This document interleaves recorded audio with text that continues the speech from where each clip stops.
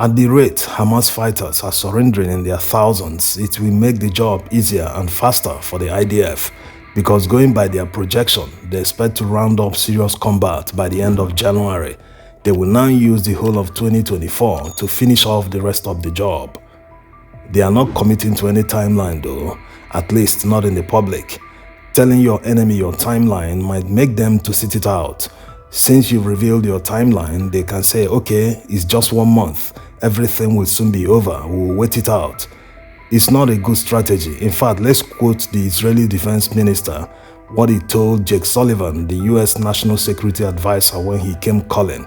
He said, it will last more than several months, but we will win and we will destroy them. And they build infrastructure under the ground and on the ground, and it is not easy to destroy them. It will take and require a long period of time. It will last more than several months, but we will win and we will destroy them. So thank you once again for coming to Israel, for helping us. Sullivan also shared his thoughts after meeting with the Israeli War Cabinet. Credit to Channel 12 that conducted the interview. There have been conflicting reports about the time frame for this war from the American perspective. Can you help us? Can you clarify for us? Is there a certain time frame that you were setting for Israel? Well, first, Israel is going to continue to conduct its military efforts to get after Hamas for some time. Because, for example, they're going to continue to hunt the top leaders of Hamas, Sinwar and Deif and Issa. And we don't know exactly how long that will take. So the issue really is, when does Israel shift from the high-intensity military operations that are underway today to a different phase of this conflict, one that's more precise, more targeted, more driven towards things like those high-value individuals? That's the conversation that I had with the Prime Minister and the War Cabinet today. And of course, I'm not going to share the details of that because we certainly don't want to telegraph for the enemy either the Israeli thinking on that subject or what I had to say to them. But I'll just say we had a very constructive conversation about these phases and how to think about the shift from high intensity to a different phase of the war. So obviously they're not committing to any timeline, as you can see, at least not in public. It's not a good military strategy, like already said. Now, back to the guys surrendering. They actually came out from a nearby hospital named Kamal Adwan Hospital. About 70 of them surrendered voluntarily. Some have said that these guys are not actual combatants because of how they look. How about asking why such amount of weapons are stored in a hospital in the first place? Why some might be saying this out of ignorance because they don't know how they operate. Some simply say it just to oppose and change the narrative. Not that 100% of the people surrendering are combatants, but it's simply difficult to identify and separate them in the field. This is why Hamas released these images themselves, as you can see. This is what the IDF is up against. These guys are not even wearing any boots.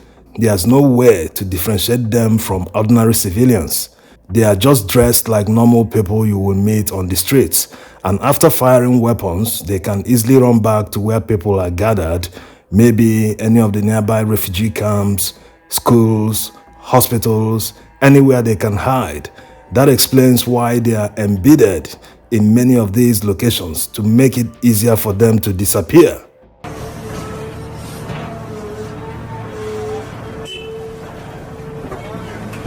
That also explains why the tunnel network links all these locations. It makes it easier for them to hit and run. They can't be hitting someone and expect no retaliation. It's not possible, especially in a highly charged situation like in Gaza. So it is easy to understand what the IDF is up against. It's a near impossible task that requires a lot of patience. These guys don't follow any rules or conventions, so it takes a lot of patience to deal with such unconventional method. Not every army will employ this amount of patience. It gets to a level that you will start endangering your own people. Israel has come under serious pressure from the United States, with President Biden saying they are losing global support. But knowing Israel, they will never stop until they feel they've done the job. They know that whatever they do, whether it is positive or negative, people will still criticize. So it's better they do what is good for them.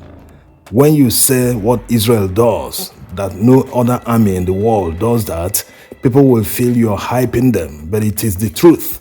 No other army in the world tells people where they will strike before it happens. Yes, logically it doesn't make any sense to tell people where you will strike, because if you tell them, even your targets will evacuate. Of course, Israel does it because their targets are embedded with innocents. They not only tell them, but they also give them time to evacuate. This is not to say that there are no mistakes. Mistakes happen, but deliberate mistakes, it doesn't look likely.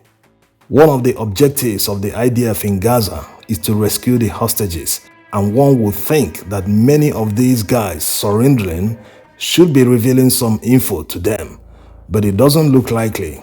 Either many of the foot soldiers truly don't know their locations, that it's a secret only available to the high command, or they simply don't want to reveal what they know.